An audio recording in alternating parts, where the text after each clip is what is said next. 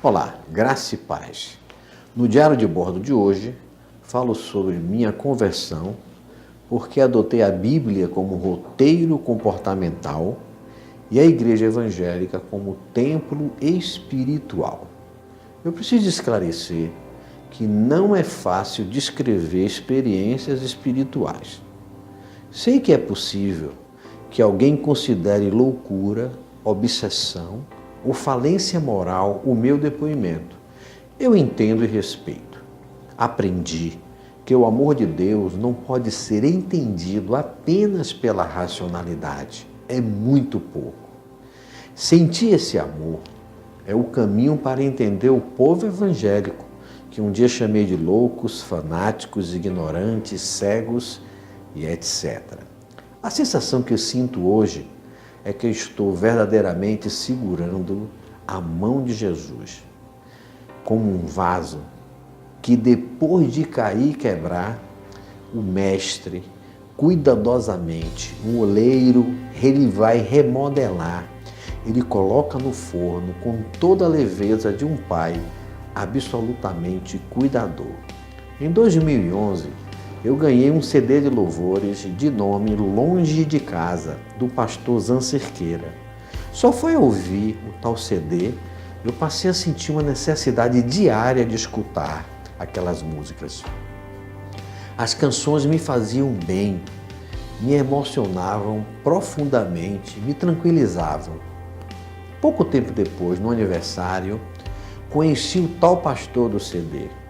Sua serenidade, sua tranquilidade me fizeram aceitar o convite para conhecer as obras da construção da sua igreja. Fui àquele lugar e me fez bem. Desejei retornar, apesar de não concordar com o conteúdo da pregação. E também achei estranho os gritos de uma senhora dizendo "Oh glória, aleluia, amém". Algo me causava muita estranheza. Eu desejava fazer o que eles faziam. Eu queria pregar, louvar, cuidar de jovens, pessoas em sofrimento. E eram pensamentos recorrentes que cresciam a cada domingo. Comecei a colaborar como voluntário nas campanhas sociais e da construção. Só que, paralelamente a tudo isso, eu notei que o ser espírita esfriava.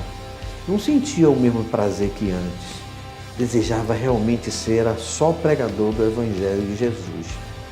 Eu não era mais o mesmo. Vivia um conflito complicado de resolver. Estava casado com o espiritismo há 38 anos. O relacionamento estava frio e me sentia apaixonado por uma jovem sedutora noiva, a igreja evangélica. Porém, tinha um grande problema. Eu não conseguia me imaginar convivendo com ela. Éramos muito diferentes, pensávamos muito diferentes. Mas mesmo assim, eu ficava surpreso porque ela continuava a me atrair muito. E foi quando eu vivenciei um dos mais fortes e intensos fenômenos espirituais da minha vida. Estava na igreja com minha companheira Andréa, pastor Zan pregava, eu não conseguia me concentrar. De repente fui tomado por um apagão, tipo escureceu e clareou. Quando me dei conta, eu estava num campo com muita vegetação, cortado por uma estrada de barro, muita gente em volta, vestidos diferentes. Quando as pessoas começaram a apontar na direção de 3 homens que caminhavam naquela direção. Pessoas simples, algumas sofridas, todos estavam bastante ansiosos. Eu me sentia deslocado quando fui surpreendido com a aproximação daqueles homens. A multidão abriu imediatamente espaço. Eu não consegui me mover. Eu fiquei paralisado. Continuava no mesmo lugar. Quando eles passaram, um deles me puxou pela mão para caminhar com eles. Surpreendido, quando me dei conta, estava de mãos dadas com Jesus Cristo. O tal homem era Jesus Cristo. Caminhamos alguns minutos que mais pareceram uma eternidade. Ele sorria muito, era muito leve. transmitia uma alegria e leveza nunca visto antes. Me senti o ser mais amado, mais protegido, mais amparado da face da terra. Mais adiante ele parou e me disse: filho, você precisa voltar para buscar os caídos que ficaram pelo caminho. Largou suavemente minha mão, olhou para mim, sorriu novamente. Aquele olhar invadiu minha alma, alimentando-me completamente do mais puro amor, embora reconhecesse que eu não era merecedor. Foi um êxtase. Não disse mais nada, não precisava dizer, e seguiu até desaparecer em meio à multidão. Subitamente, quando me dei conta, retornar à igreja muito emocionado.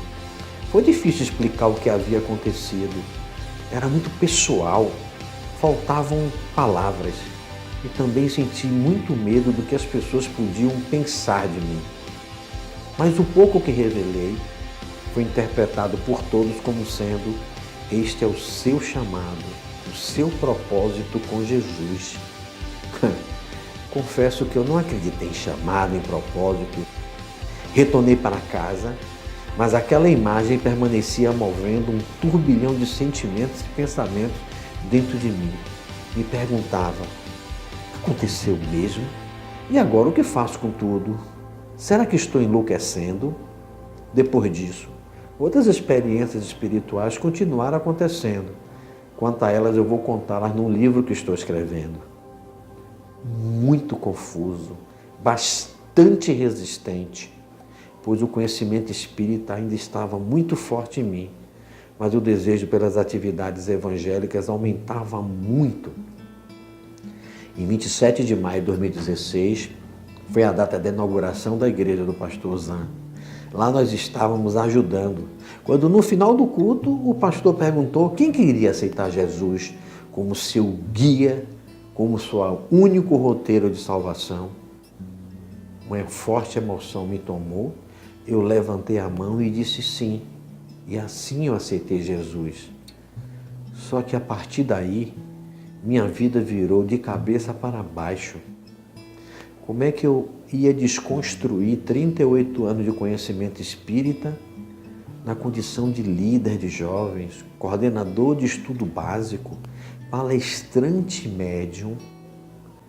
Como encarar familiares e conhecidos que um dia me viram praticar o espiritismo?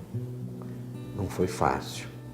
Vivi momentos muito difíceis, mas a todo instante sentia uma presença boa, a presença dele apacentando o meu coração, e isso me dava confiança.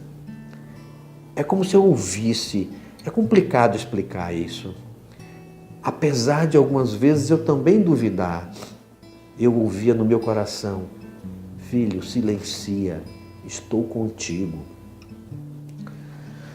Uma certa vez no meu consultório, eu estava muito angustiado, mas muito angustiado.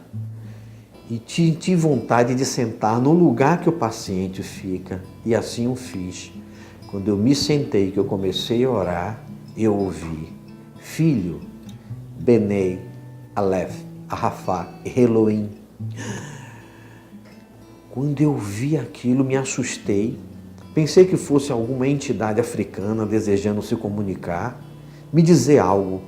Pensei: será que eu estou no caminho errado? Corri, liguei para um pai de santo, amigo meu, e disse para ele o que tinha ouvido. E tomei o maior susto com a resposta dele. Ele disse: Roberto, procure os primos evangélicos, pois você ouviu uma frase em hebraico. Eu pensei: hebraico? Eu? Fui até o pastor Zan. O pastor Zan ligou para um amigo de São Paulo, estudioso em hebraico, e ele traduziu: filho, eu sou o único Deus que te cura. Eu sou o único Deus que te cura. Acabaram-se as angústias, passei a me emocionar quando falavam de Jesus, um desejo de sair falando para todo mundo sobre ele. Até hoje eu sinto isto. Daí me dei conta que antes de tudo isso acontecer, não pensava em Deus, Eu não pensava em Cristo. Eu não tinha tempo para Cristo e para Deus. Eu acreditava num Deus distante, muito ocupado com seus afazeres. E assim, acabei aceitando construir intermediários, onde depositei todo o poder, toda a adoração. Eu não podia mais continuar dizendo que eu conhecia Jesus como eu falava para as pessoas. Se o Jesus que eu conhecia era o Jesus do consumo, das festas populares, era um Deus tão distante, um Deus que não se mete na minha vida, que não falava comigo. Ufa! Foi aí que no momento de reação, de enfrentamento, compreendi que mais perturbado do que já estava não podia ficar. Fui, apesar dos meus medos, exorcizar meus fantasmas. Decidi estudar o assunto e a única fonte segura de conhecimento era a Bíblia. A primeira lição aprendida: a Bíblia não pode ser mais ou menos verdadeira. Ou ela é 100% ou não é. Aí o bom senso e a racionalidade me direcionaram. E eu quero lhe perguntar: se você sabe ou sustenta que a Bíblia não merece confiança, que foi adulterada, por que você não prova cientificamente isto? É mais do que um bem para a humanidade, é um dever, é desconstruir esse incalculável engano que atinge mais de 4 bilhões de seres humanos que fizeram da palavra seu roteiro de vida. Desconstruir isso é um bem para a humanidade. O best-seller, o livro mais vendido da humanidade, não pode continuar enganando consciências. Você precisa salvar a humanidade. Me sugiro também, por que vocês que negam a palavra sagrada, por que vocês não convidam nossos teólogos, físicos, matemáticos, filósofos, médicos, cientistas, psicólogos, psiquiatras, educadores, mestres, doutores, escritores, para um grande debate em rede nacional, para que vocês possam provar que a Bíblia não merece respeito? Só não faça como eu fazia, negar por negar. Ouvir o galo cantar e não saber de onde vem. Isso é muita ignorância. Fui por muito tempo analfabeto bíblico, ignorante do assunto. Hoje não. Hoje eu estudo teologia e acompanho os melhores mestres, os mestres mais famosos do mundo do conhecimento teológico e cientistas que pregam a Bíblia. Quando for estudar, se é que você tem coragem para tamanha atitude, também não diga como eu: não acredito e pronto, isso é um absurdo, é uma fábula. Cuidado com a vaidade, cuidado com orgulho e prepotência. Sei muito bem o que é isso.